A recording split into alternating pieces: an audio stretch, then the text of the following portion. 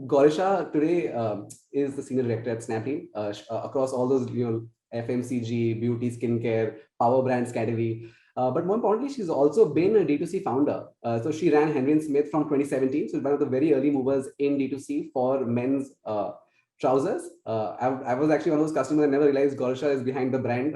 So one of the loyal customers behind that. And she really scaled it significantly. And then she exited to Snapdeal recently. And she's one of those founders which is coming from a very strong marketing mindset. And today's session is very, very strong to sort of deliver that knowledge to all of you guys and us today in the cohort. So that being said, put our hands together. And that being said, Gaurisha, welcome to Expert, and the stage is yours. Thank you, Sharad. Thank you guys for joining us in this Saturday morning session. And I would actually like to take this more organically rather than taking a session. Would love to listen on the 9 lakh story, man. What happened? How did you do that? I think that is the one part where I would like to start, and then maybe just introduce myself. Yeah, hi. Hi, Gaurisha. Bharat here from Baby Bump. Actually, I should have not shared that story. I think, actually, we are basically dependent 100% on our product. We know that our product is good and better than the competition that we face, because whenever we believe in building a community. So we are actually first of all, whenever we get an order from First Cry used to share all the contact number and everything with us. So we target that customer to our website or to take from us continuously, repeatedly. So we are building a community, and we regularly inform our customers about the sessions we are having with the pediatrics and everything. So our repeat purchase rate is around 32% because of this. And moreover, we are prominent on firstcry.com. Our target audience is over there. So we are betting big on First Cry and everywhere. So and we do few of the exports to Nigeria, Poland. So our repeat orders come from that countries also, because in Nigeria the baby food is not available at the quality, because only Nestle is available in Nigeria.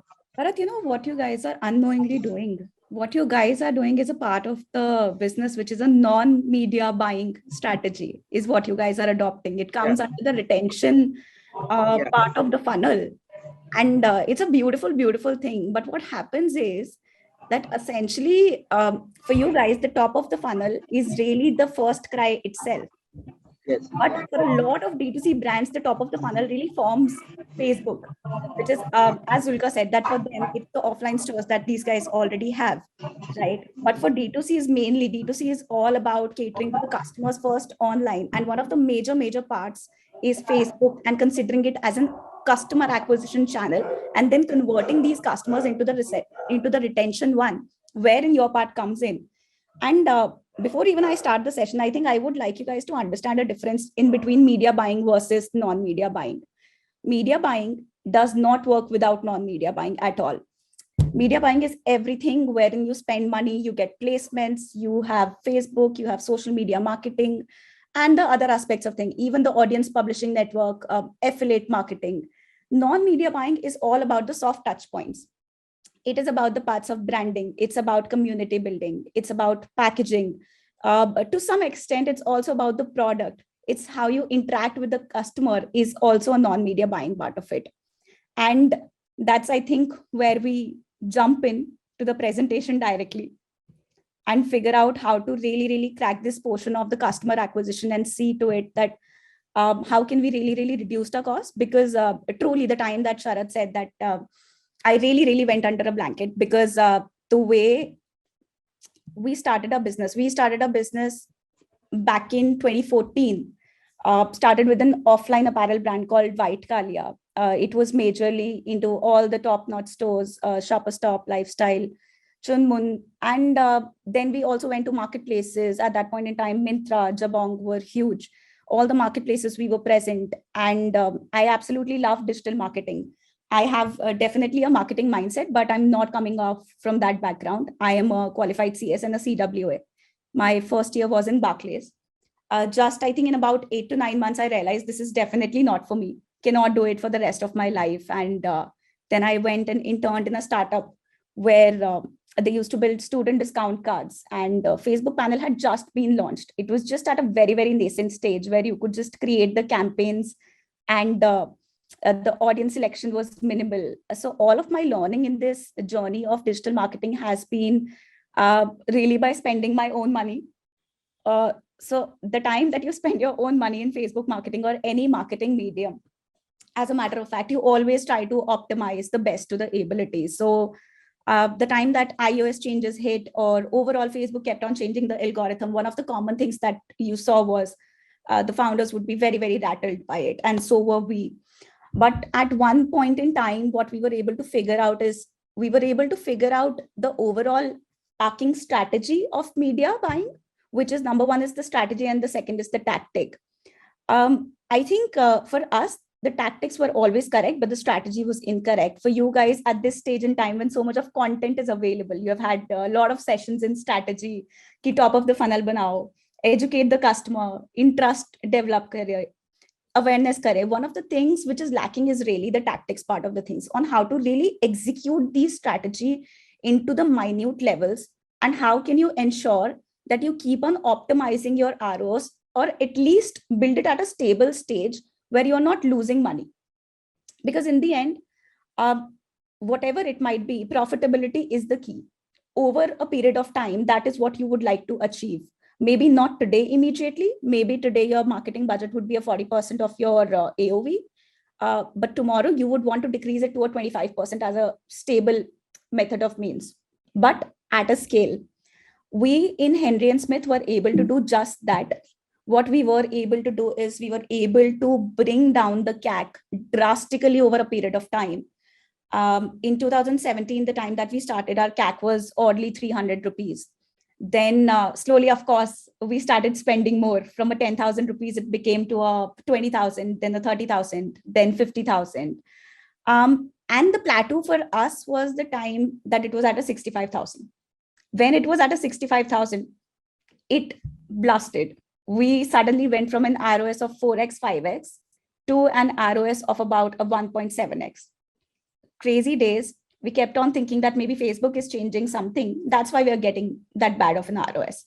And it was the order value for us was about a 2,700, and we would spend about oddly 1,200 in the acquisition. So you guys can understand it's a crazy and insane amount of money. It's like a 42, 43% of your overall AOV, which is never going to make your balance sheets profitable.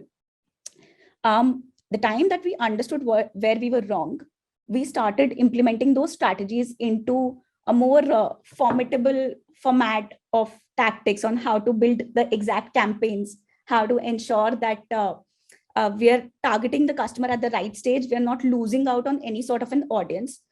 The Facebook itself as a platform is kind of a very magical one, to be honest. It really, really gives you that kind of an opportunity where you can target these people clearly. You know what they're thinking about. You know who they are exactly, and if they fit your TG or not. It's about prepping these people up for your product.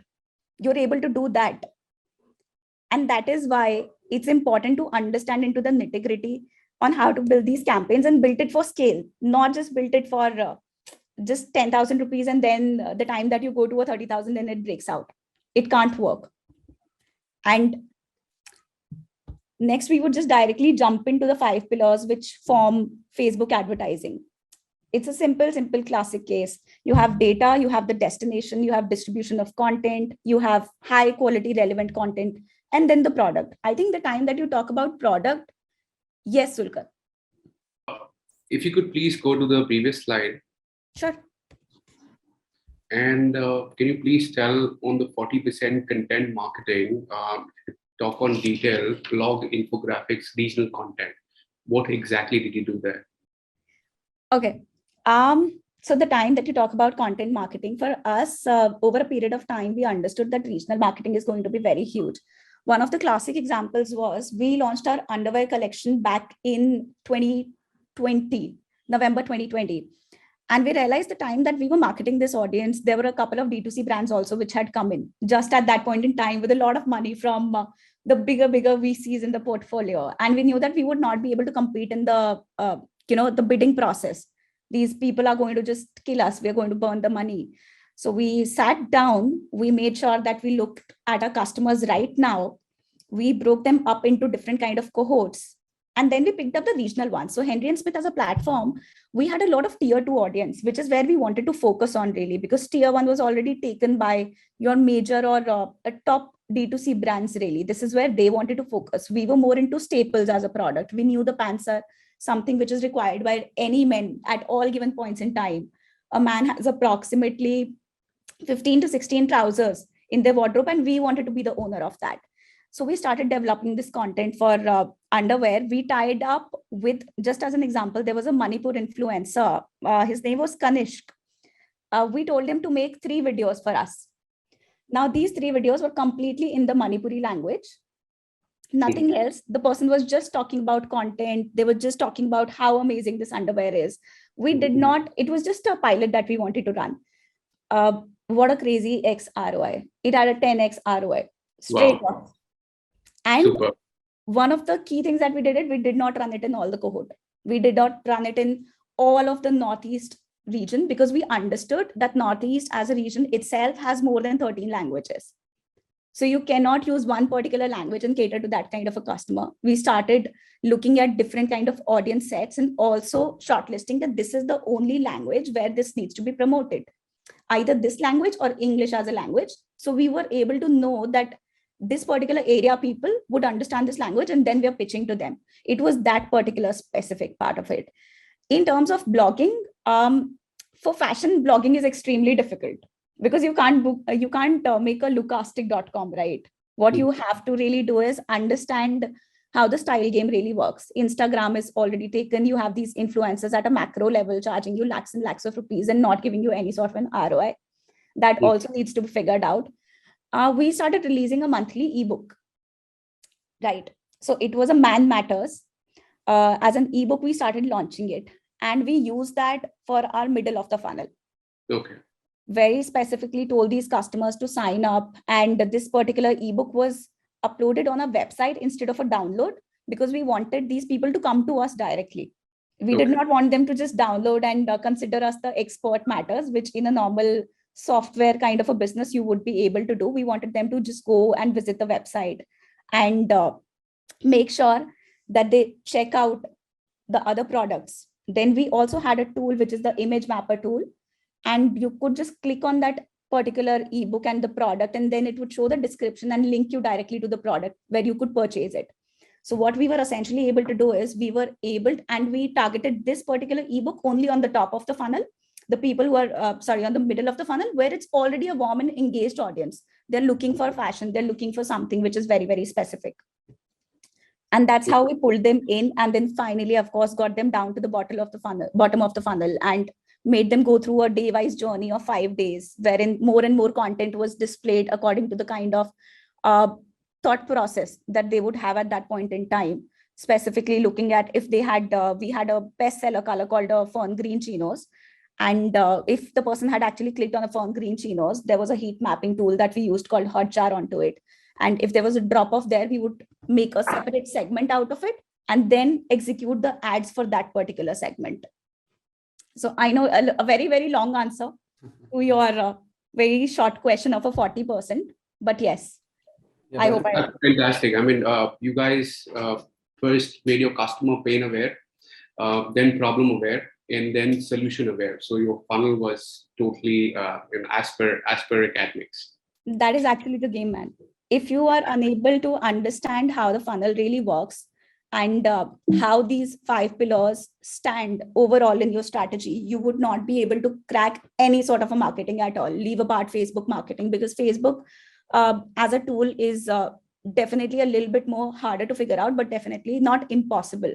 What it deals with is the middle portion of it, which is the distribution of content. We have to understand that distribution of content cannot work without a high quality relevant content. So before you solve for any of the budgeting problems, maybe just just get an audit done really of the creative assets which you have. Make a kind of a creative toolbox that these are the creatives which I want to use on my Facebook ads at all given points in time. Our funnel, usually this is how the funnel looks like. I'm sure that you guys already know this. It's awareness, interest, educate, consideration, purchase. And one more thing which I've added instead of retention, because retention is a complete separate funnel here, I've added a post-purchase experience. And this I think would be very, very interesting to cover. One of the mistakes that we were making in Henry and Smith, we were actually doing the funneling part, to be honest, a little bit okay, which is awareness. We were going via reach ads, we were going via ad recall lift, but we were not interesting or educating the audience. We were making them aware that Henry and Smith is there, but how do you actually get them even a little interested in the product was a tougher part. Or educating how to use. So for us, a lot of people had questions, are chinos and pants the same? What is the difference? Educating them about it, probably. Also looking at how to ensure that you have the right content for an apparel brand was very difficult. So we were, say, jumping directly from awareness to consideration to purchase. All of these portions form a part of the top of the funnel, which is awareness, interest, and educate. But we were just jumping from awareness to consideration and purchase, which is probably not the right way to go, because this is where you will lose the money. You will start running a lot of reach ads at one given point in time in a singular campaign without thinking about if this is really interesting to the consumer or not. Is this really going to bring you that kind of an on-site conversion? And that's how we started building a funnel. Another problem I think that we faced was how to allocate the budget.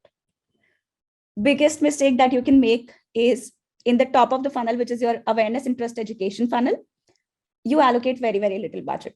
So if your budget overall for a day is about a 40,000, what people would try doing is they would probably allocate a 5,000 to 6,000 for reach ads, and the rest of the money goes into conversion campaigns, which is a classic case because you want immediate conversions. You want the sale to show up today more than tomorrow. You would just want ki abhi 2-3 orders aa jaye and we are happy about it.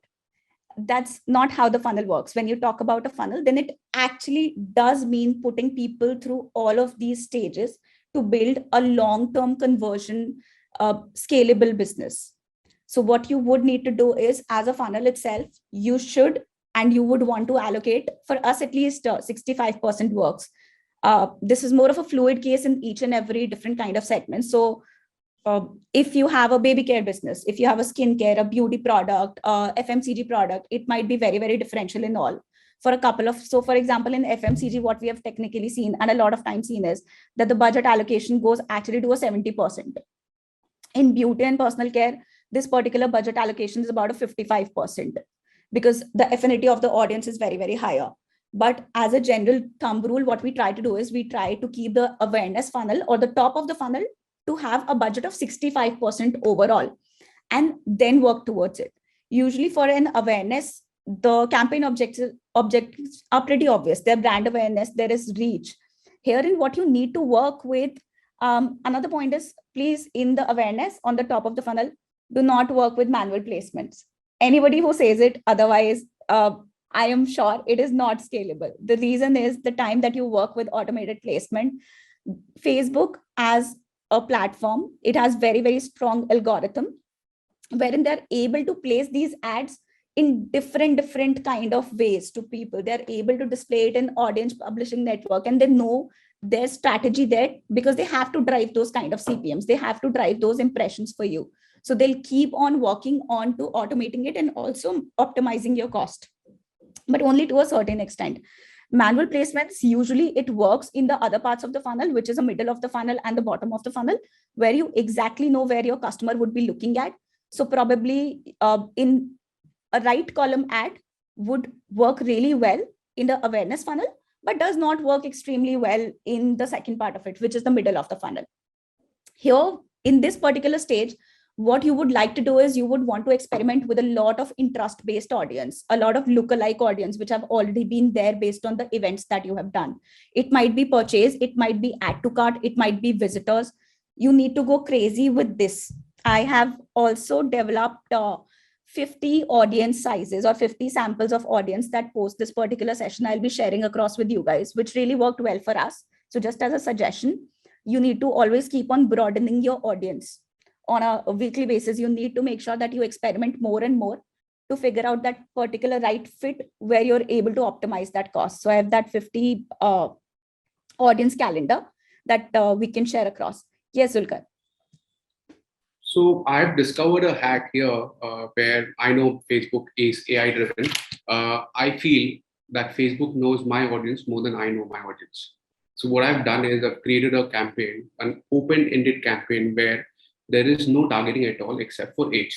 I run this campaign pan India with no interest selection. So Facebook knows who's my real audience. I guess get the lowest CAC with open-ended with no using your brains. At what budget? I spend around 10,000 a day. So, Zulkar, what happens is This is for the specific campaign. So what happens with Facebook is it's a beautiful thing, right? So Sharad had asked me one interesting question the time that we were planning this session. He said, why don't we tell people to create a Facebook audience and start running a campaign on, say, 10,000 rupees? I said, it's not possible, Sharad. It isn't. It's just going to work for everyone. It will be a successful campaign. It will be probably one of the most successful campaigns that they would have created in their lives. Reason?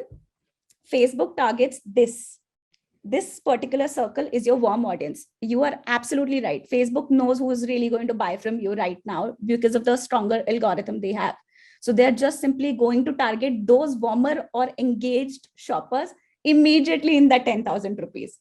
Every day you have millions and millions of people shopping from Facebook. So Facebook knows that this is the person, this is where the affinity is, this is the number of clicks that it is going to drive to make this particular person purchase. It's not foolproof, but the probability of this particular cohort converting is higher.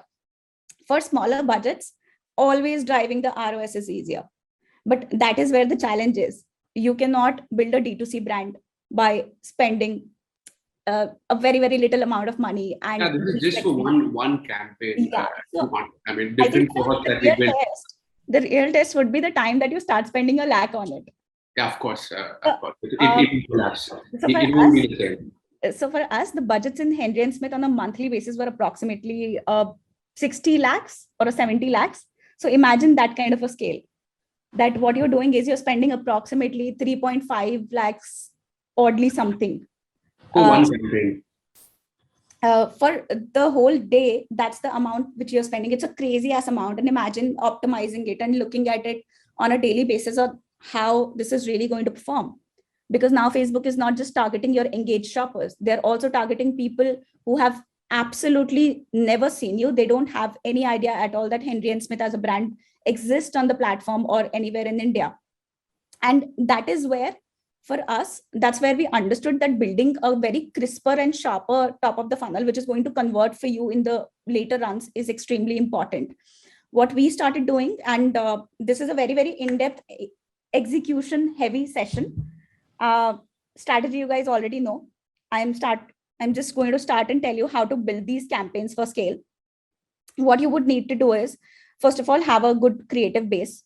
Have at least 2x of videos, 1x photos. You don't want to leave photos. A lot of times people make that mistake that I just want to focus on the videos. I do not want a static image in my campaign. But what you're doing is you're leaving a lot of audience out here. So you should not do that. Have photos, have at least 3 to 4 copies, have 2x of headlines, and now imagine the kind of permutation combinations you have. What it allows Facebook to do is it allows them to figure out the winning combo, as we like to call it.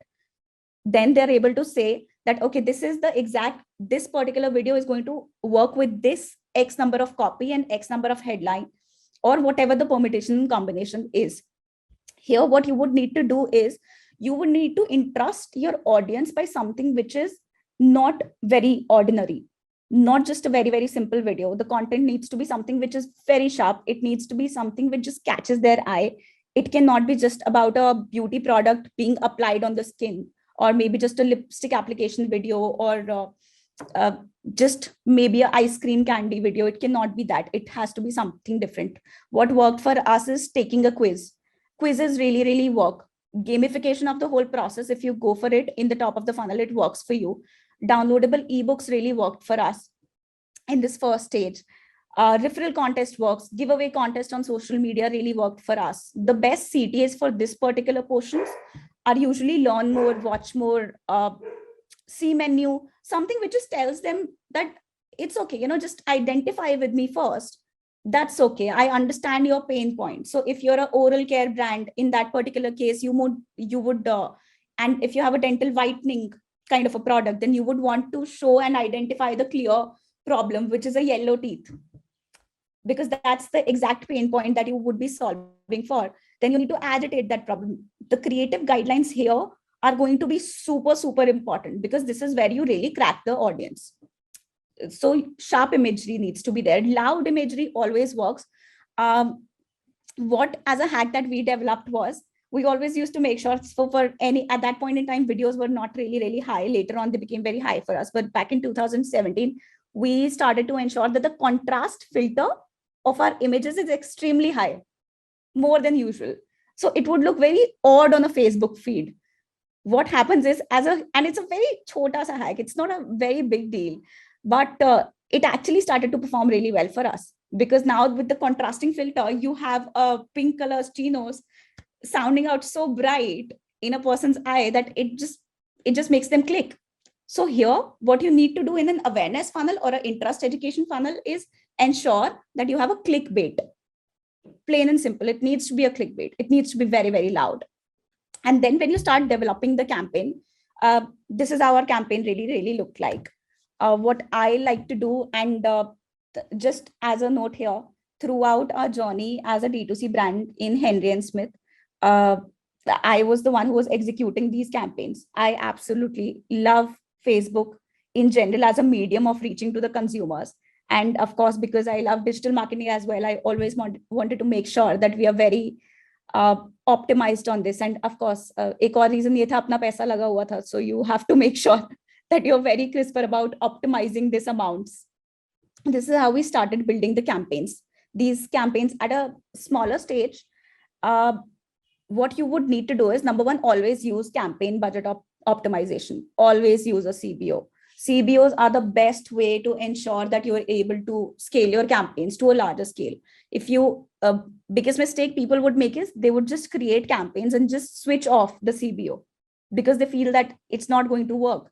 But the reason that at times CBOs don't work is because you don't spend enough money on making that optimization happen. You do not A/B test it enough. Use CBO. Again, as a thumb rule, what you should want to do is, so if your CPA or your cost per acquisition is say a 200 rupees, right? What you would do, and you would want to have 5 campaigns here. What Facebook usually suggests is approximately 2 to 3 campaigns only. That's their general suggestion. But anything which Facebook says, just take it with a pinch of salt. It's not necessary. It's going to be correct for you. So make sure that you create always 2 campaigns. Ensure that you have 5 ad sets there. I would divide my audiences into 2 parts, which is a lookalike audience and also the interest audience. The interest audience could be anyone, which is your lifestyle event. It could be somebody who loves Royal Enfield, loves traveling, etc., etc., etc. Form these kind of lookalike cohorts there, right? Interest cohorts there. Sorry, your presentation bit is a bit blur. Is it just me or? Yeah, I think it's you. I think we are able to. I mean, I am to see in a larger screen. Now I can see it. Now I can see it. Better? Yeah, thank you. Thank you. Sure. So you have lookalike audience. Lookalike audience, just make sure that you have 1%, 2 to 5%, 5 to 10%, and more of such. And also looking at the purchase events that you have already had so far. The audience which has already come to your website. In this part of the funnel, in this campaign, make sure that you exclude your site visitors or your warm audience, which is your Facebook or Instagram engaged users.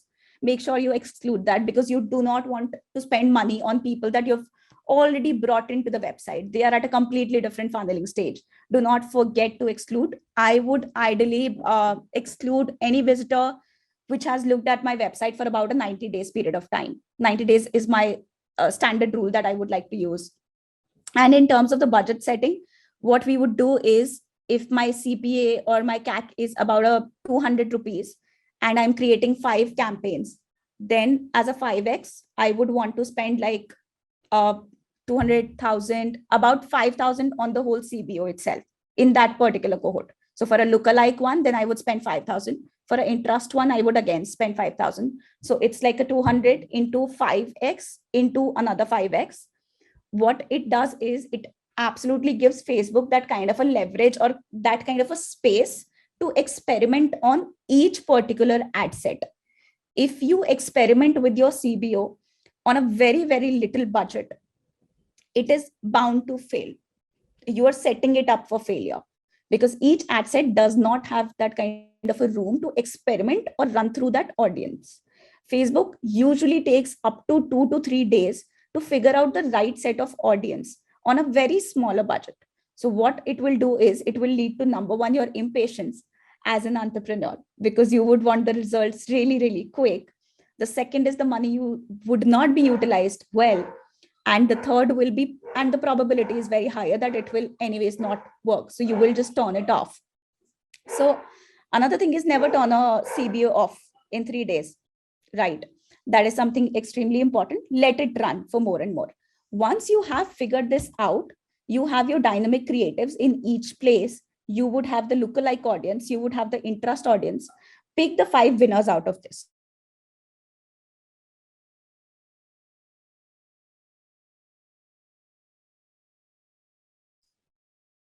Yeah, I think we're just waiting for the Gaurisha. Stop loss. Always. Yeah. Sorry, Gaurisha, we lost you in between. You have Okay. to start. Better? Yeah. Yes, much better. Where did you lose me, guys? Yes, once you have that audience ready from the 5, yeah. The 5 winners. So I think in this case, what you would want to do is you would want to pick up your 5 winners here and then move it on to the next stage. In the next stage as well, make sure that you introduce new creatives.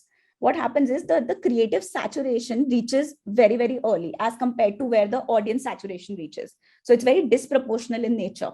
So you have to ensure the time that you pick out these 5 winners of audiences and these winning combos that you have, add on more and more, test out more creatives here in this particular stage. This stage would be important. It's majorly focused on creative testing.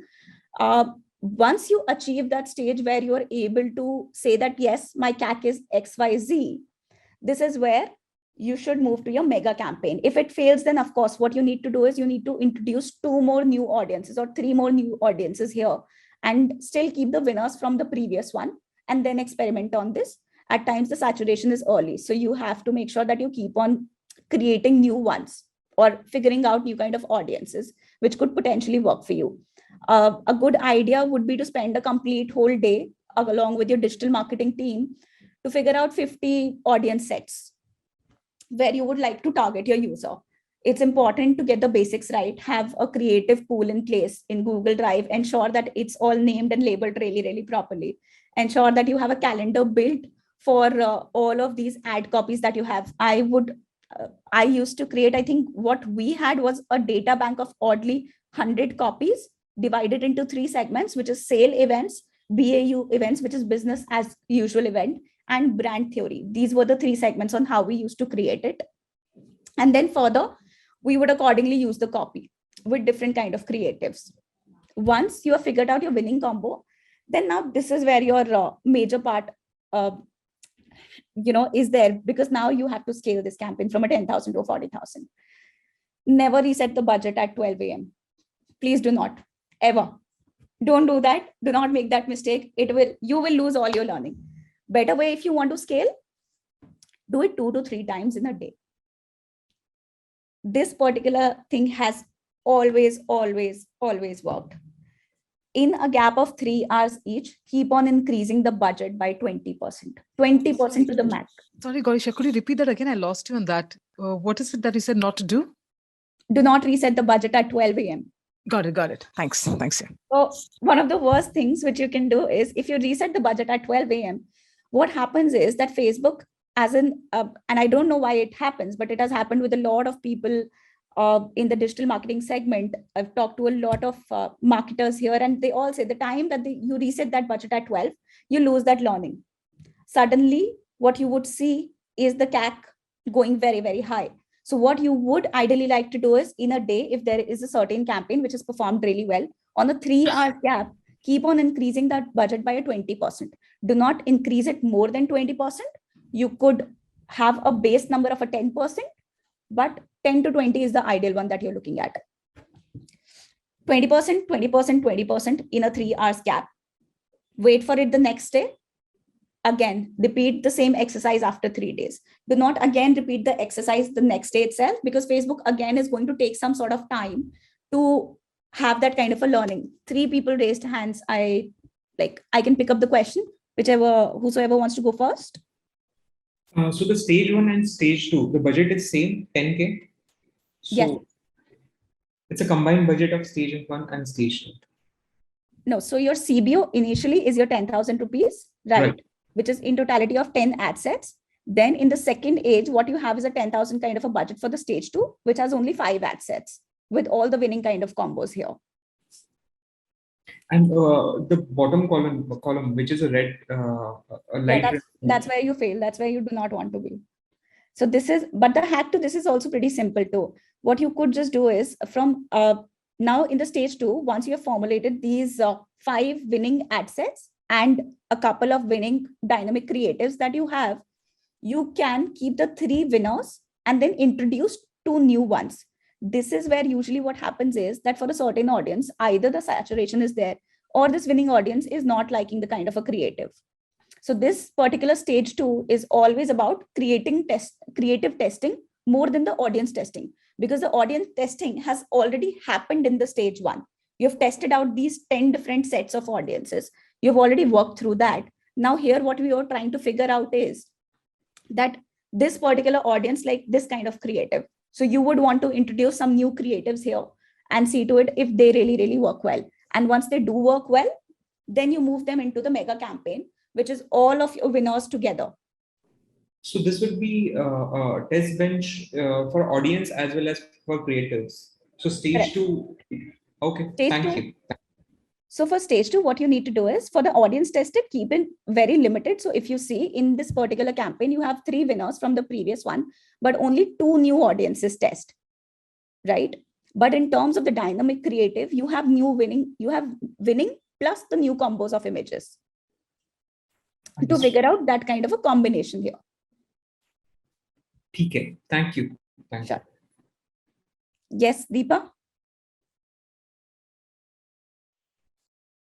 Deepa, you need to unmute yourself. We can't hear you. Yeah.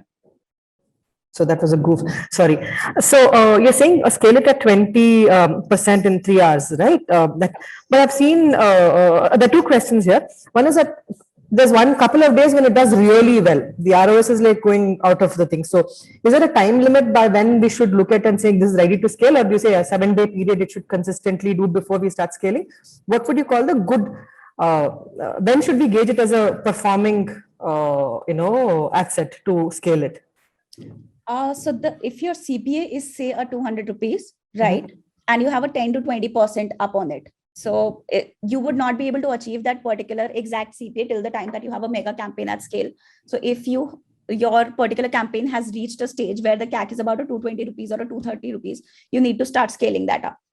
Okay, so you're saying that you are able to optimize that cost, and there is a high probability that the cost will even further go down to a 180 or a 190 once you do it at that particular stage. So you're saying a consistent about 200, when you come to hit about a CAC of about 200, consistently for, again, what's the time frame should we look at? Should be consistent? Go again. Is it like, should it remain consistent for about a week like that, or you'd say even a 3-day number is good? Yeah? So as a thumb rule, what I try to do is I always try to take a 3-day strategy. What I've personally experienced it, even at scale, 3 days is a good number. Okay, for you to start scaling that thing. Yes. Okay, thank you. Hi. Yeah, just wanted to understand for each of these ad sets, what is the kind of audience size we are looking at? How specific should we go? How broad should we go? If you could give a little more idea on that. So specific is good, but narrow is not. Very, very broad would not really work for you right now. Because in the end, so as I said, that broader audiences work on a very little budget. They don't really work out on specific, on a higher amount of budget. So it would be very harder to scale if you keep it broad. So Facebook has this very simple meter. Try and ensure that you select 2 to 3 interest areas. 3 interest areas is to the max for me. And then accordingly, what I would try to do is I would like to also do it geographically. So for us, I would say that, say it's a Delhi, Bangalore, Chennai, 5 cities audience with 3 specific interest areas. And then it would usually fall into the specific spectrum. and I would run that particular campaign. But 3 interest areas is enough. For a lookalike audience, of course, it's a very different one. For lookalike audience, what you should ideally try to do is, if you are servicing pan India, then just keep India as a whole entity. Do not try to focus too much on the city segmentation in interest. And so it's interest plus geography, but lookalike plus India. Okay, got it. Thank you. Sure. Can you repeat that, please? So lookalike audience plus India. Lookalike audience, yeah. Lookalike audience plus India, but interest audience with geography. Also, Gaurisha, I just want to make sure we keep track on time. Huh? We have another hour left, and I think you have to cover a lot of content. Just you can take questions whenever you feel like, but yeah. Sure. Yes. Yeah, Sharath, actually, I really wanted to take these questions because very honestly, guys, I've burnt my lot of money into figuring this out. And I hope that after this session, one of the key things which I'm able to do is get you guys to save some money. Really, the purpose of this session is just that: save some money, make your balance sheets profitable. The goal of the business is not to raise venture funding. It's not to raise anything, or not to make yourself famous. It's to have a healthy balance sheet. It's to have your healthy P&L. That's the goal of the business. Never forget that. Yes. I actually have I'll take just one last question, guys, so that I can move to the. So Amaya, why don't you ask a question? Yeah. And then Yes. So Gaurisha, considering these are top of the funnel campaigns, so how do you gauge the effectiveness? Because since you're not driving it for conversion, if you're driving it for awareness, if you're driving it for the, let's say, giving the quiz, download ebook. Yep. How do you gauge? Because we don't know, right? The audience which is attracted to, let's say, a quiz may not be eventually the people who want to buy and spend money on the brand. So rarely happens, because a person would really click on a particular ad if they're interested in that certain area only. So I would never click on a oral care ad. The probability of it is very low. I would not click on an oral care brand or say even a fashion brand if I'm not interested in their style or whatever they're selling, right? It's just an interest area for me. And what you have to do is get that particular interest area and then convert that audience into your customer over a period of time. In terms of measuring, what we would try to do is have a healthy matchup of CTRs plus CPM. That's how you would want to measure it. You would want to keep your CPMs really, really low and also ensure that your CTR is high. For any ad campaign, if your CTR is, say, in 0.89%, 0.7%, etc., please switch that off. That means that particular creative isn't working for you. It's not landing really, really well to the consumer. There could be probably a lot of reasons. What might be happening is that your ad creative versus the landing page that you have is very different, right? This is another part which is all about distribution of content here. Facebook is preparing your audience for that certain creative, for that certain deliverable of the brand. If your landing pages are not built to deliver, if they are built very, very differently, the whole case falls. Your CTR will fall. You have to make sure that your ad creative and your landing pages are pretty much similar in terms of the color palettes or the kind of tonality that you have of the ad copies. And what we would do at every given point in time is, if there is a certain ad of, there was this one particular classic ad that we used to run of, as I said, the ebook. So what we would try to do is, the time that a customer really launches or goes onto that particular page, the first part of the page just covers the similar kind of graphics which our ad has. So there is a relatability to the whole process. So you might want to do that. Coming back to your mega campaign, I know, guys, there are more questions here. I would be happy to take that up post the session. As Sharath has pointed out, we are at 11. And I would just like to make sure at least I finish the presentation. And honestly, I was thinking that the presentation is too small, or it's too short for a 2 hours session. Now I don't think so. Should have built lesser slides here. So the time that you go for a mega campaign, right, what you would want to do is you should start using post IDs. So one of the major things is, earlier, if you notice that we never use the post IDs. Post IDs is usually a hack where people would say engage the audience and then send it to a conversion one. It is absolutely true, works like wonders. So here in the mega campaign, instead of using that or replicating that ad, etc., what you should do is use that particular post ID of the winning ad set and then build this campaign. Once you're building this campaign, you should ideally have 5 to 6 winners here put in some more newer stuff too. The reason that I say put in 1 or 2 newer stuff, because for any creative or any sort of an ad copy, etc., once you keep on jumbling it up, the customer never reaches that saturation point, even with the winning creatives. So it's extremely important to keep on using this, and again, have a healthy data bank of copies, creatives, etc. Invest in it. I think one of the mistakes and learnings also from Henry and Smith is, I probably think that we should have spent about a 5 to 6 lakhs rupees of just developing these assets rather than directly spending it in a monthly budget. Like, I would rather at this point in time make a choice of not spending, say, a 6 lakh rupees in a month on Facebook, but spend it on content plus developing my copies, and then spending the next month, because then it's bound to give me a better ROI. And I think we did move towards that particular stage later on, when the CAC actually got down to a $300 again from a 1,200 rupees, which was a huge slope there, if you saw. Now, once your mega campaign is built, start scaling it up. 3 days is what I look at. In that particular time, if your CAC remains almost the same, which is 10% above your usual or your normal CAC, or the CAC which you dreamt of, or if you want, then you start scaling that up. So Facebook can start optimizing this particular budget for you. Herein again, what you would like to do is introduce a little bit of a more lookalike audience. What I would like to do is, the lookalike audience which I have would be the people who have not, who have just visited the website, etc. This is what I would like to do. But of course, subtracting the visitors, which you already have. I am actually very quickly going to show you guys one of the creatives which I absolutely think should work. So just a second here.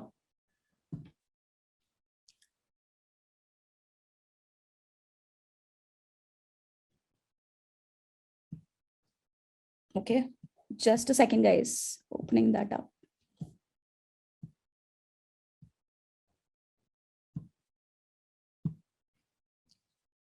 So, not impulsive, moody, easily distracted. We've come to accept that this is normal, but that's because no one taught us that bad behavior is often linked to bad nutrition. This should not be normal. Parents, let's do something about it. So if you guys saw this video, one of the key things, if you noticed, was what they're trying to show is how kids are so impulsive. These are the kids, who are riots at times, and it's how it's related to a nutrition problem which they might have. Again, in the top of the funnel, what you should and you would want to do is ensure that at every given point in time, you focus that this is the problem pain point of a consumer, and this is how we're solving it. This could actually be a game changer for you. So creatives hence are very important. Again, going to share my screen. Second.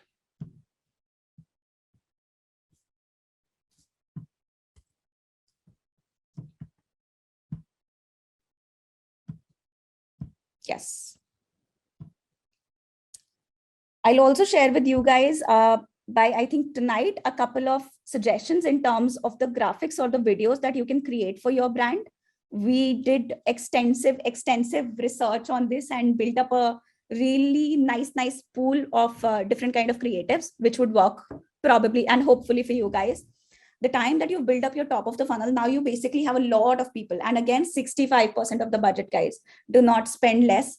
Please do not. This is where you're actually catering to the people. This is where you're going to make sure that they land into your website. For the first 3 to 4 days, you might feel that this is not working, but trust me, it will work. First 4 days are usually the kind of days where you would feel the top of the funnel is actually taking up a lot of your money and you don't have that kind of a money in the pocket. But you're building it for scale. You're not building it for short term or for a weekly sale or a monthly sale. You have to make sure that the brand stays. So you can only stay in the game if you keep on building your funnel from the top up. The second stage where we come to is the consideration stage. This is where your budget allocation usually needs to be a 15%.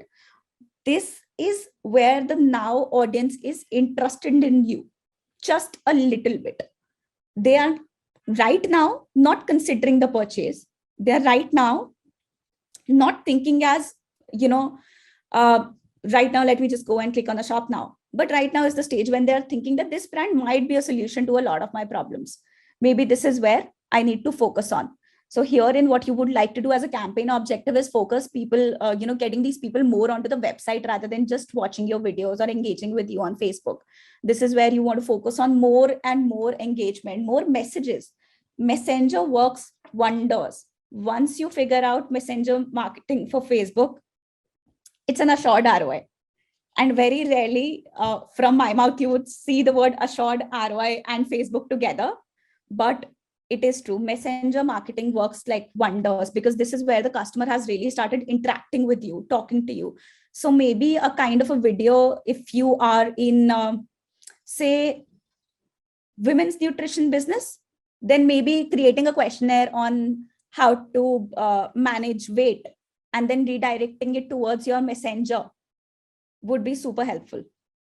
Make sure that you have good chat executives answering these questions. Personalizing this would really, really help. In my time in Henry & Smith, we have serviced more than 5 lakh chats. We used to have, as a policy, we would have live chat. The reason that we had live chat was because for the first 2 years, we wanted to understand where to target these consumers. What are the pain points? Your content will be created by the pain points that people present. One of the things that we figured after talking to a lot of customers was that they were searching for pre-wedding shoot attire, very specific. But these customers would come up and say, which kind of chinos could I wear as a pre-shoot, as a pre-wedding shoot? We understood that this might be an idea for our content, and we started developing that kind of a strategy around it, and then put a lot of people in the funneling for that. Worked for us really, really well. So it will just help you give a lot of insight into it. Here, what you should and want to do is you should want to engage your warm audience, which is try out and create content which is a little bit more experiential around the product. It's influencer content or social content that these people have XYZ used your product. Freebie really works. Just tell them that you can, if you have that kind of a product wherein you could send samples to people. We were very apprehensive in free trials, but let me tell you, it would always work. Why it always works is because we as an Indian audience absolutely love free stuff. So if you could potentially spend a prepaid order ka 60 se 70 rupees onto sending a free trial sample, which would maybe cost you in a COGS sense or a cost of goods sold sense of say 50 rupees. So you're spending 120 rupees and making sure the customer actually tries out the product. Whereas you could be spending this 120 rupees somewhere else. You would be maybe spending it to just get more and more sales, which might not happen. So better off have this set of pool of people where you have already run the lead gen campaign and send out free samples to them. It will be super, super beneficial. The conversion rate will be very, very high. You might want to try that particular strategy. The best CTAs which usually work for these kind of campaigns are get access, apply now, book now, contact us. Contact us is amazing. People love to talk. You might also have a lot of chats or a lot of comments, etc., which are not very, very useful, but that the number will be very limited. In the end, these people will keep on interacting with you. And as a brand, what will start happening is Facebook maintains a certain score of each page. Now, the score of the page really defines the number of ads or the times of ads which goes up on a person's feed. So the more engagement that you have with your page, Facebook will start to push your ads just more and more. So try and include messenger marketing in your portfolio always. Also in this stage, usually one of the things which I've seen is that people love to run social proofs. So there is this ad which you would have with a lot of emojis. 1 lakh customers have bought these products. Trust me, guys, I think probably I would want to be a little humble here, but we were literally the first brand in the market in 2017, December or January, who started running these copies in India. Very rarely initially you would see that. And then slowly, of course, this trend also started picking up, but it doesn't work now. Everyone has emojis now. Everyone would have 3 to 4 hearts and 5 lakh customers and 90% plus rating. And obviously a 4.3 by 5-star rating, etc., etc. You might want to try something different here. The key is to deliver a pre-purchase experience, which is to see that how would a person really maybe try out unboxing videos, how to do it yourself, product demos, the application of skincare. All of these things, they really work well. Having an influencer talk about your product a lot of times. Try and trim this down to a 10 to 15 seconds. I know it would be very hard because the content would be a lot more, but try and trim it down to a 10 to 15 seconds. If it is not possible, then run it as a complete video ad. But in the first creative side of it, make sure that you are highlighting how to use X or how to get benefits from Y, whatever your brand might be doing. And be very specific. Customers or people absolutely love watching this kind of content. Very surprisingly, if you notice on Facebook, one of the key and one of the top videos which is watched is how to make money. And there is a person in the video who says this, and there is this yellow bar which says how to make money. It's that loud. So you have to understand all of these things they deliver because they're very on point. They answer a customer's query directly. And this is what you would want to do in this particular stage. Answer the customer's query. Just tell them what they exactly want to hear. Herein, what you would want to do is you would want to create a certain campaign for the consumers or for the people now who have already watched your videos 50% of the time, 70% of the time, your Facebook engagers, Instagram engagers, Facebook page engagers, product views, audience, etc. This is where you would want to see all the audience which is below 50%. I personally would always exclude them for a reason because the conversion would be very, very low. I would ideally in this, if a person has just watched say a 25% of the video, but not 50% of the video, it really implies to some extent that the person is not interested right now.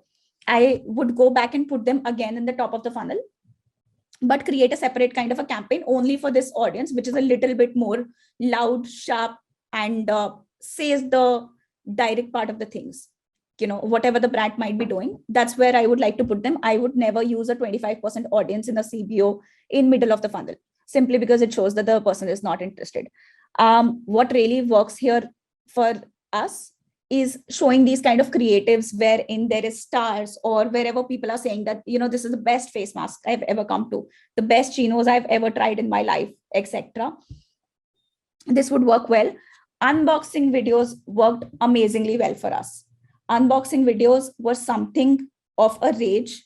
And even at this point in time, they work really, really well. I'm just very quickly going to show you guys a video. So, and also in any of the videos that you guys have, right, ensure that you have these text. So if the person is say looking at that particular video in office, which a lot of times us all people do, they can see the subtext. They can read what this is about rather than listening to it. One of the biggest mistake which you could make while developing a video is not have a subtext. So always make sure you have that. Do not forget. This is an influencer video.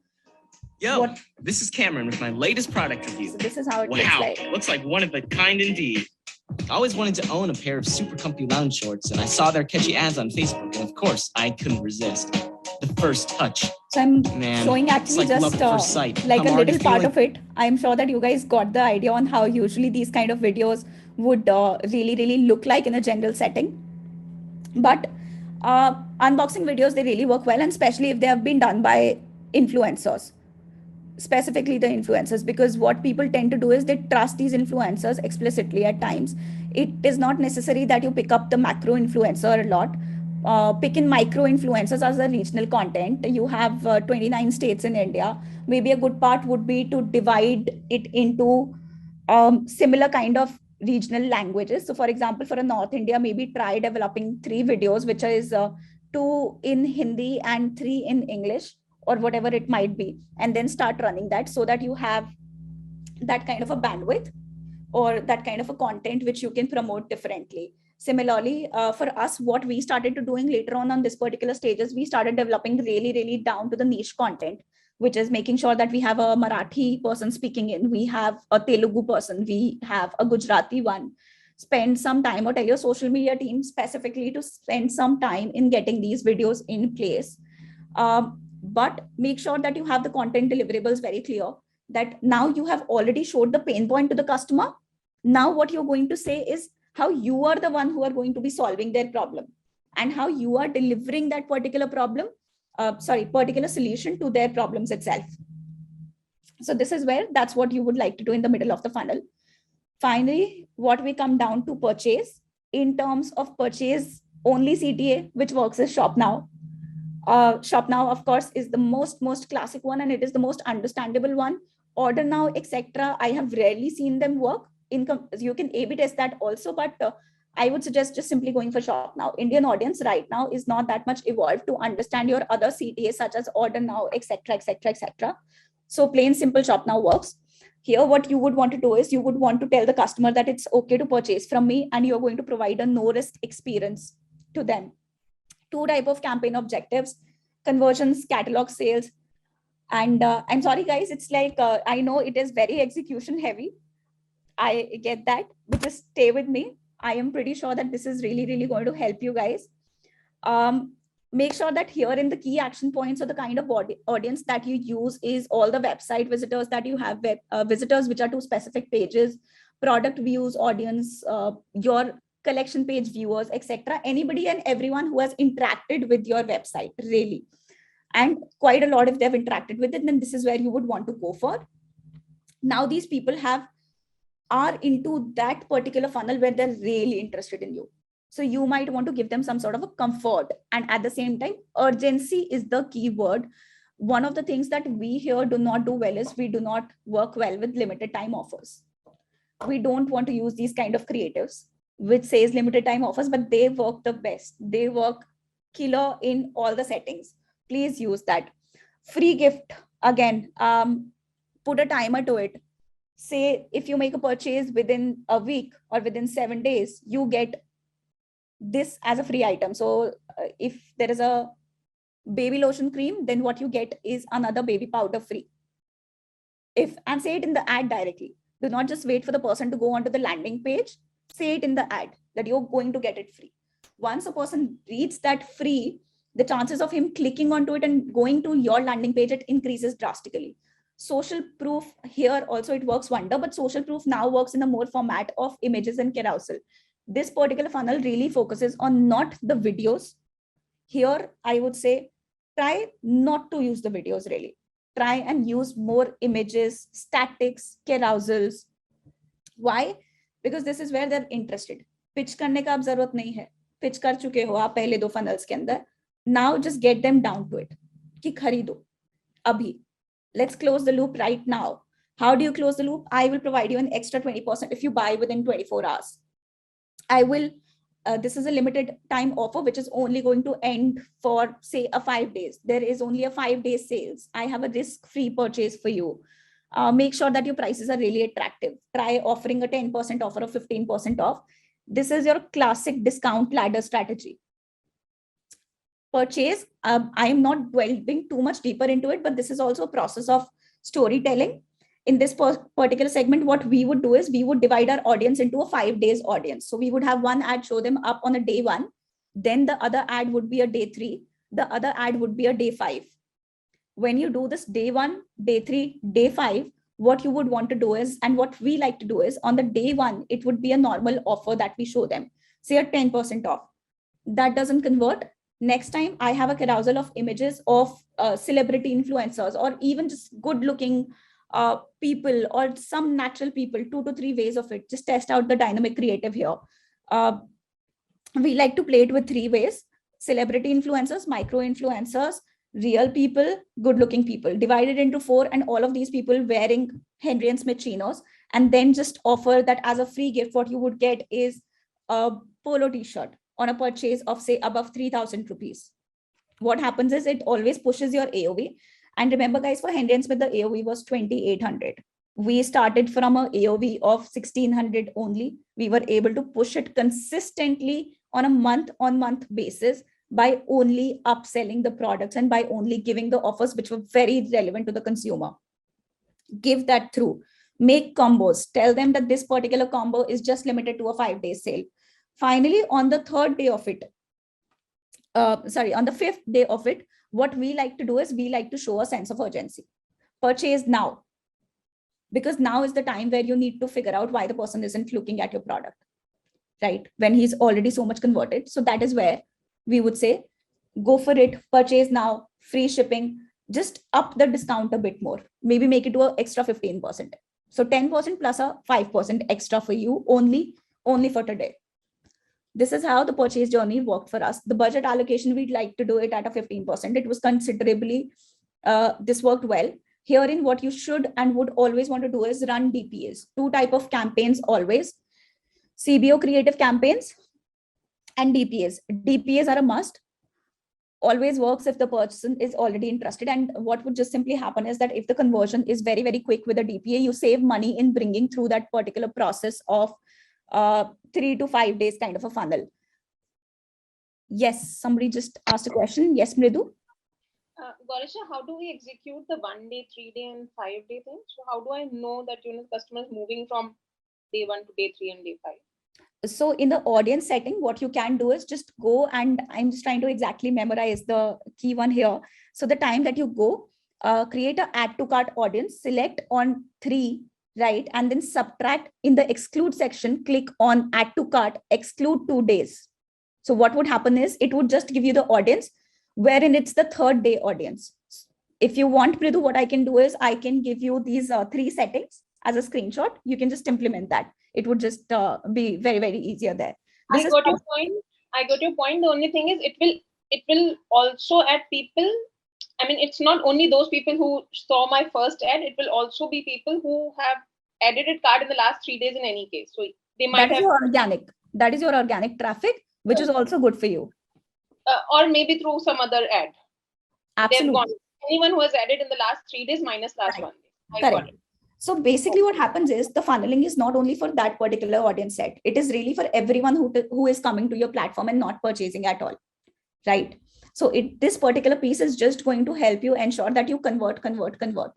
So if you have a funnel built in a daily basis, which is a 1, 3 days and 5 days, and guys, I've tried out pretty much all the combination of day 1, day 2, day 3, day 2, day 4, day 5 and 6.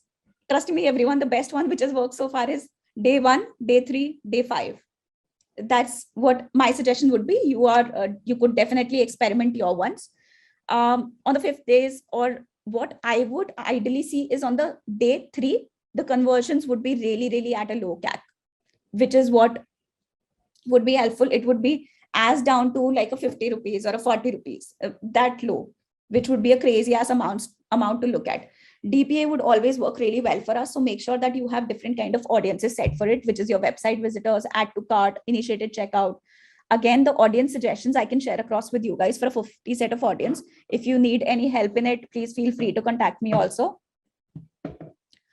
Now, I think in the chat, this is one question, or maybe just they can get a very differentiation on what is a DPA versus what is a CBO. CBO is conversion based optimization, but DPA is your display product ads, which is your normal catalog sales ad. The time that you click on Facebook, you can just select the catalog sales as an objective and you will see a lot of DPA ads. It's like this classic Amazon ads, if you have seen, which is product. That's it. Nothing more. Product, price, offer.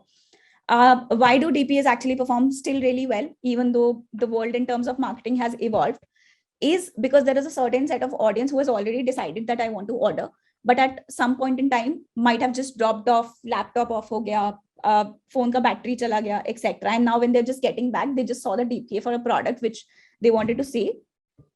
In this case, what you would like to do in terms of a copy inclusion is the copy needs to be really strong. Keep a 1-liner or 2-liner to the max. Do not, you have already converted them, you have already poached them into your brand, try and closing the deal with a 1-liner. 1-liner copies work wonders with DPA because the customers do not want to see much of it. So try and using that. I'm going to move on to the next part, which we did in Henry and Smith extremely well. Surprisingly, it turned out to be one of the best conversion campaigns for us. And we did not do it from the purpose of conversions. It's not retention. I am not covering retention as a complete segment here because it's again very, very huge. It has a lot of levels to it. But what I am going to cover is, I said it in the beginning, which is a post-purchase experience. It's not conversion. It's not XYZ. It's conversion. Now, when the person has converted into your brand, they're your customer, right? but so far they're not your advocates. They do not love you like crazy because they don't know if you love them like crazy or not. So that love of the consumer needs to come from you first before them saying, okay, I love this brand. We started running this campaign. So this was the copy for the final purchase one, the statics, which I was talking about. Try and use statics more and more, limited time only, etc. Selling fast, keywords that you should use to kind of create that urgency. This was the purchase experience for us. So we came up with the idea that we would like to thank our consumers for purchasing from us. We had at that point in time sold in a month about 1 lakh chinos oddly, right? There was some sale that we were running and it was a crazy ass month. And we wanted to thank these customers for having faith in us. So we started a very simple thing as an engagement one. We started running this ad. Engagement was an objective. We just said, thank you for shopping with Henry and Smith. I hope you had a great time. The copy here was, show us some love by sharing your images on our Instagram handle @Henry and Smith. And in the upper headlines copy or the upper description part, we started putting in more things like that. You know, we created our product with a lot of love. Your pants are made from ita% of chino, ita% of cotton. This is the kind of a cotton, etc. that we're using. And we just started thanking. Can you imagine the CAC here? What would be the CAC? I would love to read it in, and imagine this was an engagement one. It's still converting. It's still converted. What would be the CAC here? What would be the, amount? Any amount cases here on the chat. I'm just reading it through. Go on. I have a 25 here. 40. Nice. Cool. Some more, please. Maybe Gaurisha, you can give them a benchmarking. Normally your CAC was this, so then they can relate to that. Yeah, guess. I think Bharat really guessed it right. Bharat, it was 15 rupees. It was I cannot tell you guys the amount of money that we made with this ad. I wish I could scale this one up to a 40 lakhs and then just on. It was a 15 rupees and it kept on converting through and through. It kept on converting for the next 6 to 8 months. The reason was the time, and we could not understand the logic of it. We really couldn't understand the logic of it. But then we started to notice that there was so much of engagement on the post that everyone was posting in comments. We had thousands of comments on this singular ad, wherein people were saying that this is my order number, I purchased from you. It became a social proof like no other. This was the social proof that we had always wanted to create. Now imagine your customers saying it for you. So you have this ad where the founder is thanking us.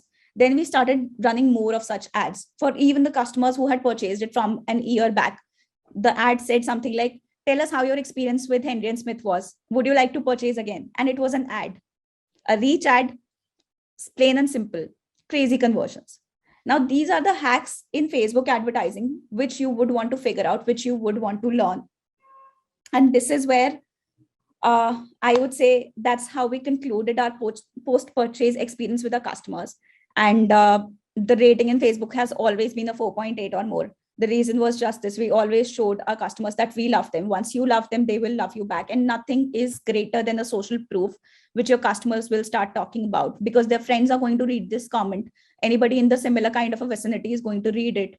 And they're just going to it's just simply going to get validated. Later on, what we started to do is we started to put this ad into the middle of the funnel for a lot of people who were not at all converting. Because we understood when you have that kind of a social proof where there are thousands of comments and people are telling their order numbers, then it would just convert. And of course, it really worked well for our middle of the funnel. It just became our staple of an ad. So same post in the post-purchase, then in the middle of the funnel, because it just simply worked for us. And this is where I think, thankfully, I've concluded it on time. Summarizing this particular thing pointer-wise, please do not focus on immediate conversions. Make sure that you build a long-term sustainable funnel, a long-term strategy, which you can, as a founder, hand it over later on to your digital marketing team to scale. Do that. You cannot always be sitting on the laptop and looking at your Facebook panel. It is going to be draining. And trust me, I've done this. So I know that this is going to be very, very draining. So probably make sure that you build a funnel which can scale. Create high quality content before you spend on Facebook. A suggestion here, create 15 videos, divide them into different kind of buckets, different kind of funnelings where you would want them to be. Again, start developing statics, invest in good photo shoots, invest in good agencies which can actually deliver the value for you. When you see the ROS dipping, instead of just going and looking at the audience sets that maybe this audience isn't working for us, reanalyze if the creative assets are working or not. See to it if you have an engagement on the post. Don't stop the ads too soon, ever. If you stop the ads too soon, what will happen is that you will lose that kind of a learning that you have. Define a stop loss. Stop loss is something which is going to be extremely important. Going by the time whenever you have higher budgets, you would need to understand that this is where I'm going to be making a loss. So for us, what we would do is we would say that this is where I earn a profit. Yes, 2 people have raised hands, guys. Just a second on this. Define a stop loss for any ad. If the budget is say a 10,000 rupees or a 40,000 rupees, then I would say that if this ad isn't getting me the conversion at a mega campaign, if this is not getting me a conversion at a 10%, then I would probably stop the ad. If on a smaller campaign piece, if it is not a mega campaign, it's a smaller campaign, then 3 days is what I would take, and 50% of the consumption of a budget, because it would be comparatively smaller in nature. That is where we summarize this Facebook funneling part. This is just 101, just FYI. This is just the beginning of it. The more you delve deeper, the more you'll realize ways to scale. And it's not something which has never been done before. Brands have scaled to an extent of 5 crores, 6 crores, even with just Facebook or just Google. This is something which is easily done. It's not rocket science. It's just a lot of consistency. I have a lot of raised hands. Yes, Devesh, and then Aarti. Hi, Gaurisha. Thank you very much. So just ask that your experience comes primarily from an AOV of 2000 around, right? 1800, 2000. What changes when for example, our AOV was 600, we got it to 850. We saw some positive results, but since the whole August data change, the result is not consistent. Like from spends where we used to spend 70, 80,000 a day, we went back to 10 to 15,000 a day. Oh.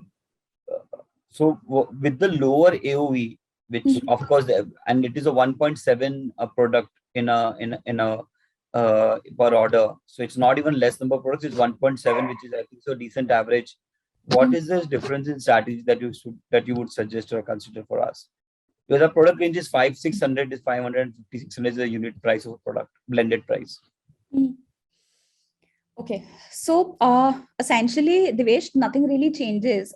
In my first apparel brand, which was White Kalia, we were pretty much doing, so I've just checked your website. It is Wear Your Opinion, right? And I've already checked it. You guys provide customized printed t-shirts. So White Kalia was also a similar kind of a brand into a pop culture area. We were a Popeye India licensee, and the AOV at that point in time for us was a 450 rupees. It was not a very, very high one, probably a lower one with you guys. It does not change the strategy much. August might have been a bad month for you guys. Maybe what we could do is, have you guys ever tried creative auditing or ad panel auditing maybe? I do not know what that entails to, as in get our creatives checked by agency or somebody. Yeah, we did that. Yeah, we did that. Okay. Yeah. And what was the output there? They gave us some session, but they found us. So everybody who came back to us, including 6-7 agents that we reached out to, they said that until you launch products with higher AOV, it is very difficult. Launch more combos. That is what, and they have been known agencies in the circuit and market. They all came back to the same thing. Get AOV to 1500 to 1700. Otherwise, it is not the unit economics. It will not match. You have to match in LTV. You can't match in a single unit economics. That's where our struggle is, because if I match in if I don't match in single unit economics, single order unit economics, I lose money on every order till I expect the person to come back and reorder, which is 30%. And what do you guys do to get him back to your website to reorder? We do retention via our retargeting, remarketing through Facebook. We do SMS campaigns. Emails we don't do yet as of now because we did not see great returns in emails and the cost of emails kept on increasing. Okay. Try out one thing maybe worked for us. For us also in Whitecalia, because the AOV was lower, in each and every package, we started sending what is the lowest product that you have in terms of COG. You're also from apparel. So probably, I think in terms of the cost side, we would be very, very similar in the understanding. Pick out any product which is say costing you about 30 to 40 bucks. And if you don't have one, maybe just get a sample set of it in 500, offer it as a free product, right? Send out a card, invest in a card. I actually have a design of the card also. I'll try and figure it out and send it to you. In your package, send out that card and say free gift along with this particular image of the product, right? And purchase it again. Now I know this actually forms a retention part of the thing. I don't think that AOV increase is really going to help you because the brand value isn't into that. That is not what you guys stand for. You guys do not stand for something which is like a March tea, etc. What you guys stand for is something as a t-shirt brand wherein you could express opinions, right? So I don't think AOV would help, and the strategy in marketing doesn't change. But what needs to change is your spend on the retention marketing bit of it, right? So for example, at this point in time, in terms of a funneling, what you would have as a division is a 65%, 15%, 15%, and a 5% into your retention. For you guys, what would absolutely happen is you would want to invest maybe a 10 to 15% in just the retention aspect of the thing and looking at retention from a more holistic perspective of a community building so that people just keep on coming back to you more and more. So the way Bevkoof built it was something which was very interesting. So they were not making money on the initial purchases of it, but what they started to do later on was focus a little bit more on the retention aspect of the things, which worked out amazingly well. And at this point in time, they've decreased their losses quite significantly, looking at the balance sheet numbers lately, right? So probably that would help rather than working at increasing AOV, because I don't think as a brand you could do that. Then you would be at a losing proposition only. You could try making in more combos for sure. Try out something like a buy 3 for 999 or buy 3 for 1299. That could up your AOV. So it's not a single solution. It has to be a three-pronged approach to it. Maybe number one, looking at the combos part of the things. Secondly, looking at the retention value of it. And third, ensuring that you have these high quality customers coming back to you who have purchased from you like 1 year ago to now. Again. So probably that should work out well. Okay. Otherwise, I don't think that there is any certain strategy which would differ in a AOV versus a marketing funnel one. Yes, Aarti. Hi. I want to know how often should we be changing our creative? And if I have a budget of 20,000 rupees a day, how many ads should I run? 5, 10, and then see which ones perform and optimize on that? Okay. So if you have a budget of 20,000, the suggestion would be to experiment on 2 CBOs in the top of the funnel on the first day, right? And say you have a 60% budget. So you have a 12,000 rupees or a 13,000 or a 14,000 rupees going into the top of the funnel, right? 2 ad sets, 2 campaigns, 5 ad set, different kind of audience, lookalike and interest audience, same thing, right? And then spend approximately 3,000 or some rupees. It will not consume your 3,000 rupees in the first 3 days is not going to be a huge consumption because you don't have a broader top of the funnel right now. So 3,000 rupees in the middle of the funnel, then again 3,000 in the purchase one. So in the first day of your Facebook ad, the spend would be oddly, they will consume your complete top of the funnel one, which would be a 12 to 13,000, but not the middle of the one or the end of the one because you don't have consumers. And it will take about a 5 to 6 days for you to consume that complete budget of a 20,000. In terms of creatives, what I would suggest, because the budgets are pretty low, try just going for 4 or 5 creatives to the max. Don't try and go overboard. If the budgets are more, you would want to keep more and more creatives there. Maybe if your budget was say at a 40,000, what I would suggest is going by 10 or 7 to 8 creatives. Too many creatives also hampers your performance because the brand recognition does not happen that easily. I hope I was able to answer that well. Yes. Yes, you were. Also, how many should be video? How many should be static versus influencer or review ads? I mean, there's just so much out there. It's very difficult to know what will work and what we shouldn't do. So एक काम करो ना इसके अंदर, then try creating one influencer video which is approximately 1 minute, right, as a duration, which goes into your middle of the funnel and is an unboxing one.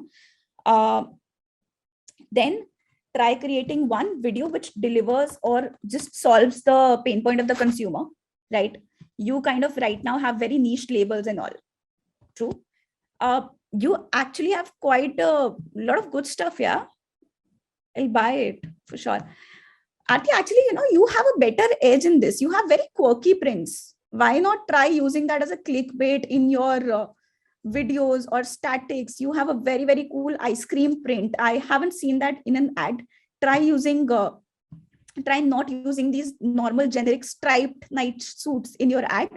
Have a ice cream print into your video, right?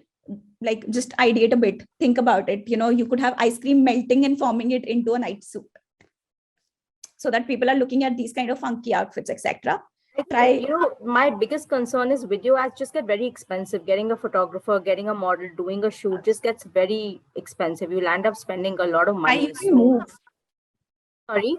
Try getting a membership of Shutterstock and use a tool called Move. Move is a free tool, guys. I used it extensively throughout. We never had a videographer. Paisa nahi tha itna before VC funding. Never had it. So in fact, after that also, I can tell you, we hired videographer very, very late in our journey. The time that we started doing really brand videos. Before that, all of these creatives, Move use karo, Shutterstock ka video use karo, pick up a Shutterstock ka video which has an ice cream melting in, and then you have a slideshow of your ice cream printed night suits. It should work the purpose. And maybe try and caption it in a more, try pitch yourself as a more unique printed and quirky printed kind of a brand, rather than just going for a plain Jane approach of saying that you're a lifestyle brand or a night suit brand, etc. Yes, the next one. Yeah, Karan. Yes, Karan. Yeah. Hi, Gaurisha. First of all, amazing session. Love every bit of it, and I really love how you have built your brand. So kudos to you for that. What I wanted to ask you is that, as you were suggesting all these strategies, would you suggest the same even if it's a premium brand or a luxury brand? Or would you what I'm trying to ask is if our average order value is usually on the higher side, somewhere between 7,000 to 15,000. So how to look at things? Do we run ads in the same perspective, or do we change something in it? And also, when you were talking about stop loss, so for us, I wanted to give out an example. If there's an influencer ad which has been working for us, when we posted it out, it really worked well for us, for probably 3 weeks, and suddenly it took a dip and never came back up. But while as on the other hand, there are many ads which maybe not influencer ads, but other ads, they keep on working for a period of 2 months to 2.5 months, probably the content which we created in-house, sometimes they run really well. And so what's what are we missing out over here?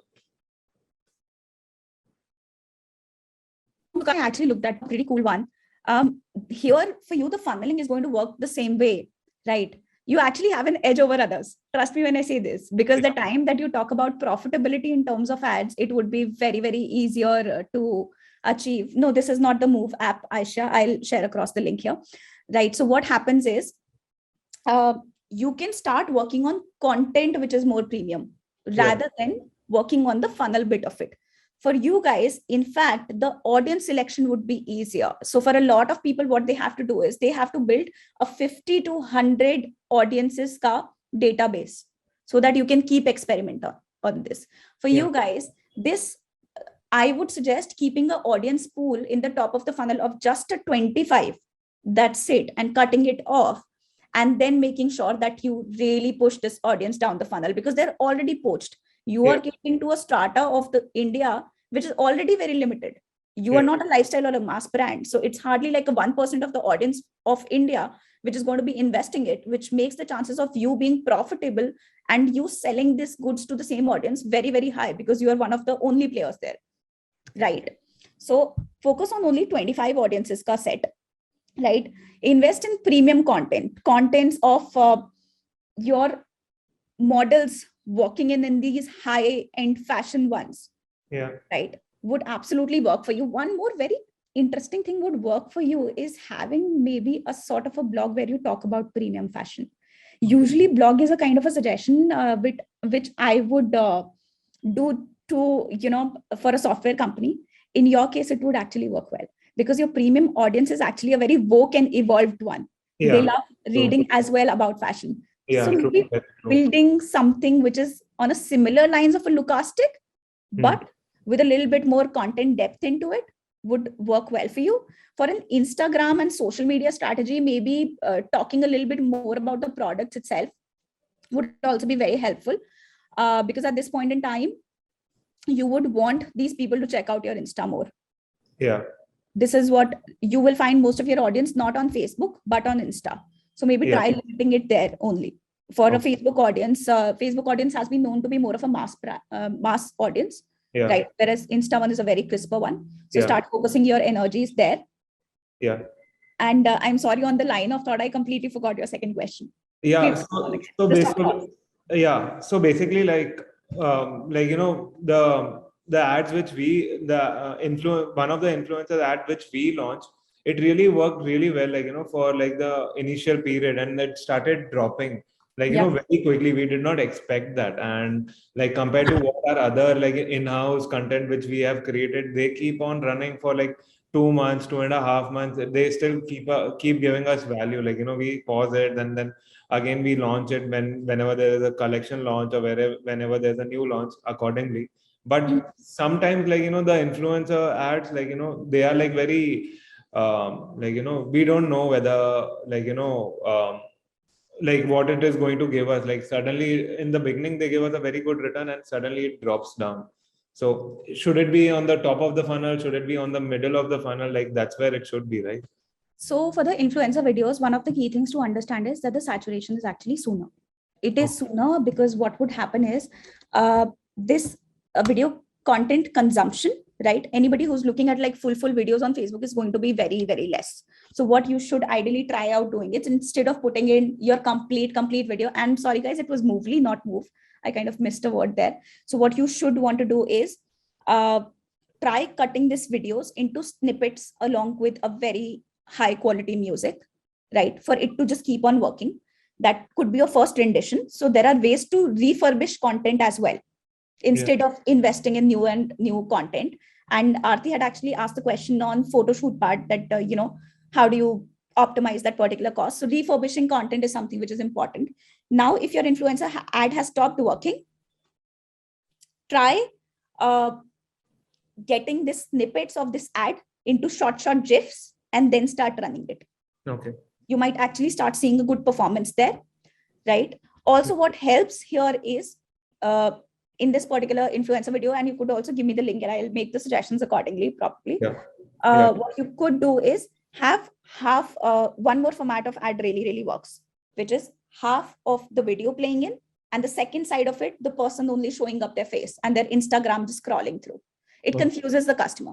Okay. You have to understand that the whole marketing is based on the logic of really confusing the customer. Yeah. And ensuring that they just pay attention to you. It's about grabbing that attention. So once you have this Instagram scrolling in and the second video playing in, what you're just trying to show is the kind of authenticity, and make sure you show the number of followers that this person has, right? 1 lakh followers, 2 lakh followers, XY, whatever the name is, and then the video playing in. Refurbish this content more. It'll start working again. Okay. All right. Thank you. Thank you. Yes, Aditi. Hello, Gaurisha. Hi. First of all, thank you so much. It was a very comprehensive study on the ads, which still now we haven't done that much research. So it was actually you gave a lot of experience without even, going that far. So it was very nice. Now, my query is, see, if we talk about in terms of scalability of the brand, right? Because, every brand has their own USP. They can either be a mass brand or they can either be a more or less a very premium brand. So if we talk about if a brand is there like on the marketplaces, if they want to reach it to 100 CR, I feel that the scalability factor is easier on achieving on marketplaces than on your own website. Now, these all are the ad parameters. These are taken into consideration when we are, doing all the statistics for our website. But if we are, making ads to convert it on the marketplaces, do you think all these parameters still work same? Like we need to have focus on the content.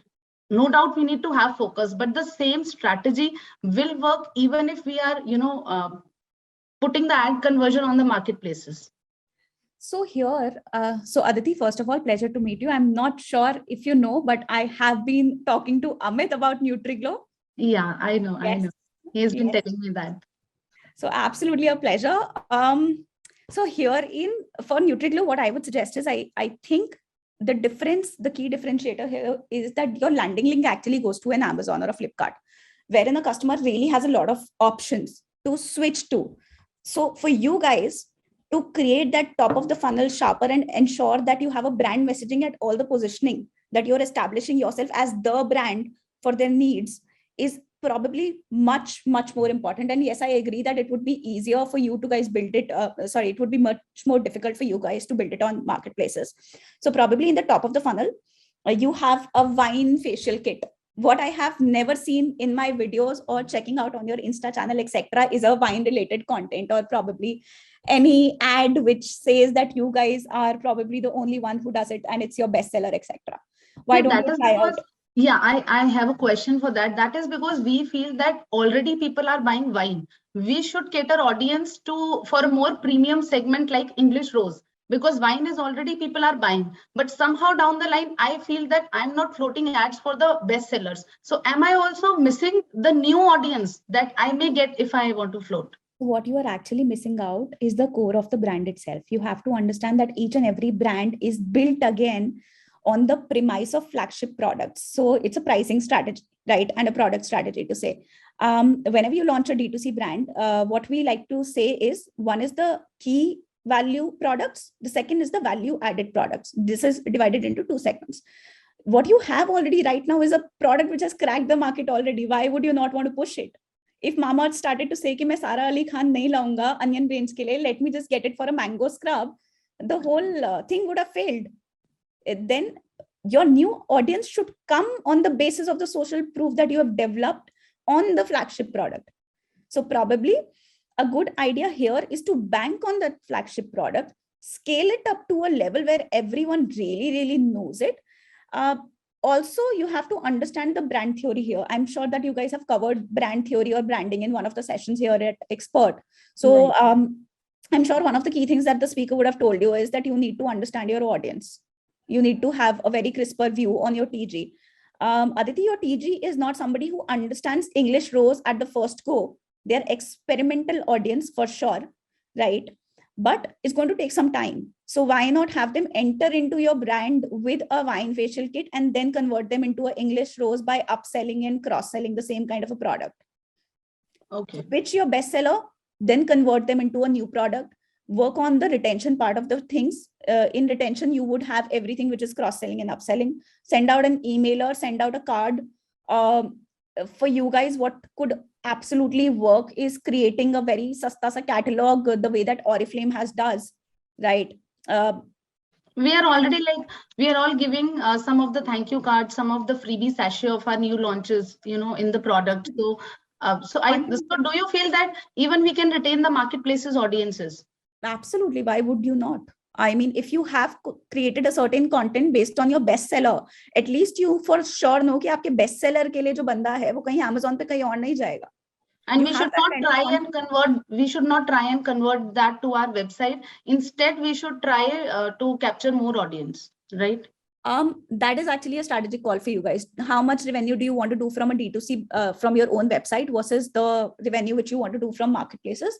Absolutely dependent on the founder's call. So for us, 99% of Henry and Smith's revenue was from the website, because that's how we chose it. We could have gone into a marketplace manner also. A lot of apparel brands do, but you have to be very crisper in your theory about where you want to sell. So if you do you just can you just tell me from your experience, I think like you don't mind. just last question, can a brand problem, sorry, I actually have to just make sure we maintain time. We have 2 more questions and we are crossing it all. Don't just put on chat, Gaurisha. You obviously I'll get her somewhere else, and then I'll ask it. Thank you. Thank you. Maybe last question, Akanksha, and then maybe Abhishek and Ishani, you can just put on chat and then Gaurisha can choose to answer. Sounds good? Yeah. Akanksha, you want to ask? Yes. Yeah, hi. I'll just quickly get to it. So I wanted to ask, are your recommendations sort of, would they remain the same for someone with a smaller budget? It's basically like, in terms of the percentage segregation that you mentioned, would it sort of be the same for if we're doing it on a smaller budget? The answer would depend on, do you plan to scale up? So if you, at this point in time, initially, if you have a budget of say a 10,000 rupees or a 20,000 rupees or even a 5,000 rupees, right? Along with building the top of the funnel, etc., maybe invest 20% of the amount in the conversion ad campaign. So you see immediate results as well. So it would be for you guys, if what is the budget like? Could you tell me that?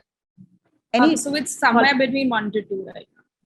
Yeah, so in that particular case, maybe the good idea is to actually have a mix of campaign plus reach ads, because the budget is very, very, very limited, right? If you were a D2C planning to scale up on a very larger scale in the immediate 4 to 6 months, then the strategy would remain the same. Yes. And also, I just quickly wanted to ask, is there a way to gauge when your creatives are sort of exhausted in terms of like how would you know that, okay, now is the time I need to switch my creatives? Sure. So at this point in time, if you guys know of, then Facebook actually has this creative assets tool in the bar where you could look at the best performing creatives. And at the same time, if you can see, there is an audience saturation too. So you can see that very, very easily. They will show you the best performing ones, the least performing ones, etc.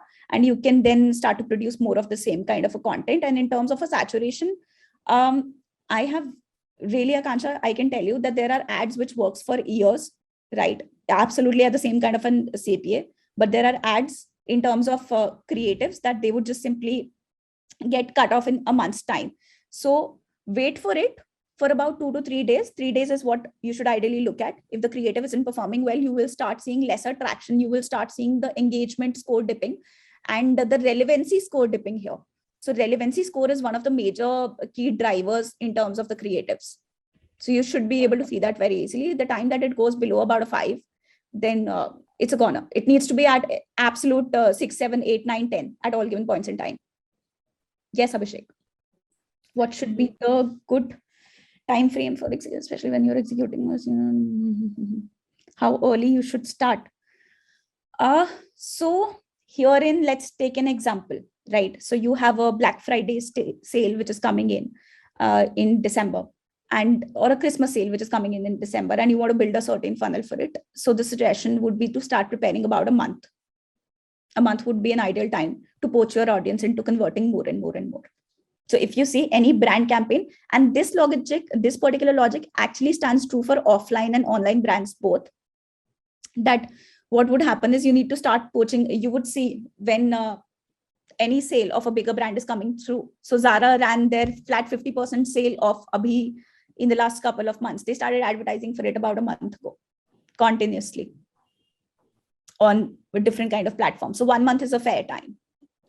Yes, the next is from stage 1 to stage 2. If we add creatives, the campaign goes. Yeah, that's absolutely okay. Your ad campaigns, trust me, Mridu, are always going to be in a learning stage. It's something, the time that the learning stage part came in. So I was always very afraid to experiment on it because I always thought that I would lose all of that particular learning.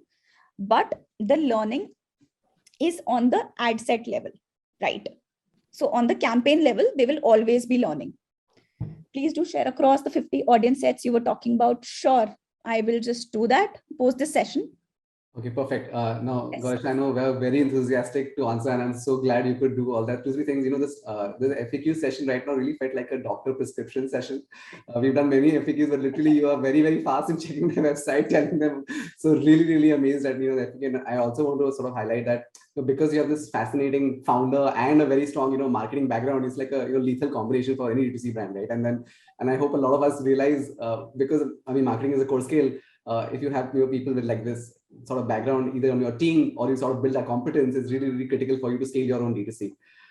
The other thing I also want to share is when I was going with Gaurisha on the slides, she has so many insights in each of those slides that I was like, how can you make a summary slide at the end to sort of put it, because every slide is really, really very, very tactical and action oriented. So I would also encourage everyone, go back, check the recording whenever we share that, check the slides, so that you really unpack this for yourself and share with your team internally to sort of like uncover that and do it. Lastly, Gaurisha has been really, really busy, and I obviously will talk to her later in night. And till this morning, we couldn't even go through the slides because the fact that Snapdeal is doing a road show and it's going to go IPO, and Gaurisha is one of the people behind very closely with that. So, really, really want to thank her for taking out her time today. Staying on over for the session that she could schedule for us. And that being said, Gaurisha, we have a way to thank you. It's pretty simple. Everyone just turns on their video, I play some little background music. I hope we can hear that. And so everyone unmutes themselves. Gaurisha, you can join us. It's pretty simple. We put our hands in front. And then we do a countdown between 3 to 1, and then we end with go team. Okay? Sounds good? Perfect. So ready, everyone? 3, 2, 1. Go team! Go team! Thank you, Gaurisha. Thank you so much.